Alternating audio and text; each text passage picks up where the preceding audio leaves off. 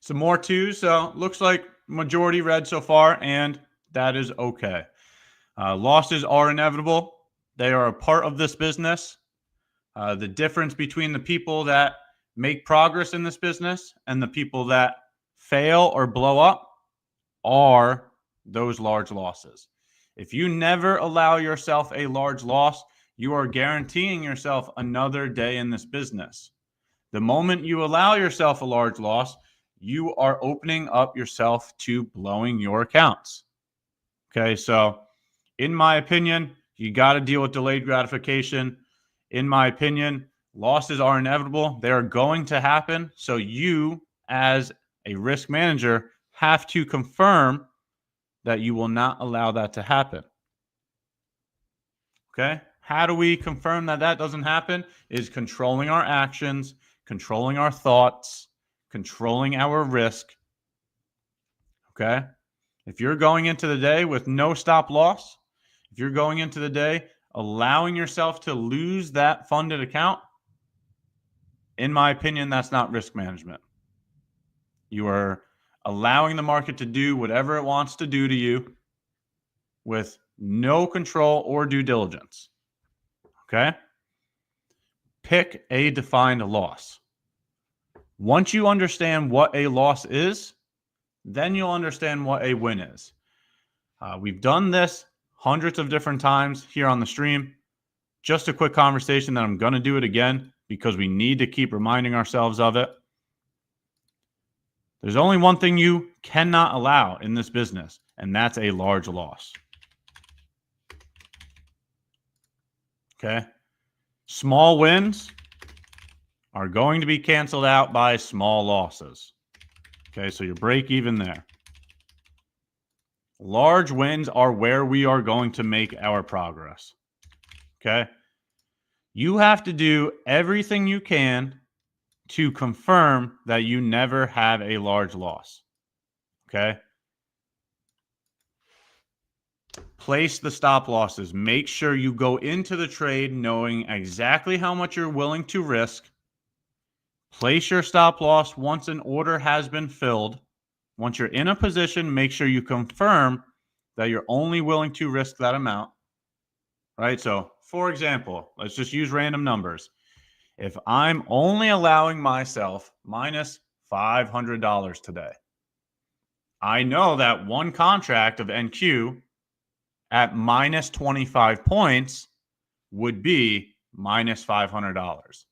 So it's very simple. Once getting into a position, you can easily set a stop loss at minus 25 points.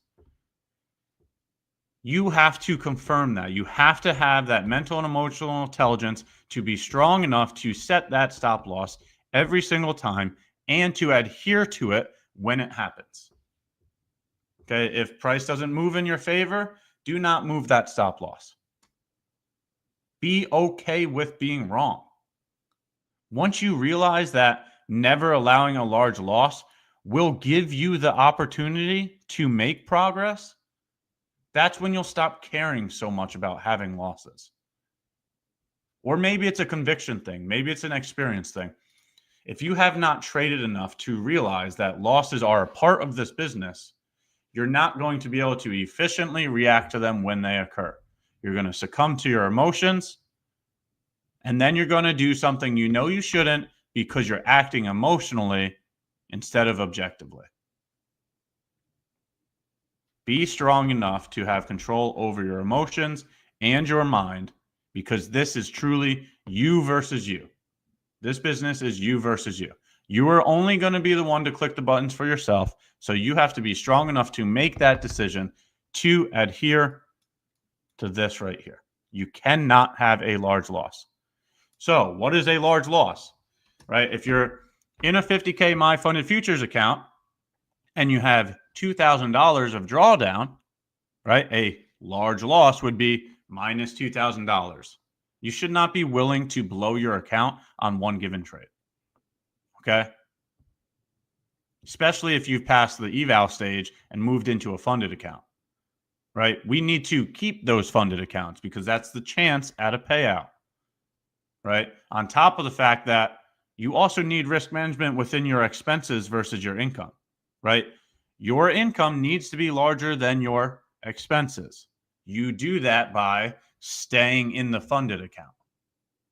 You do that by never having a large loss so you don't have to get another funded account, right? We're heading into the third month of the live account now, having no expenses for 3 months and only having income, right? It's so much easier to be profitable there instead of spending expenses every single day going through eval.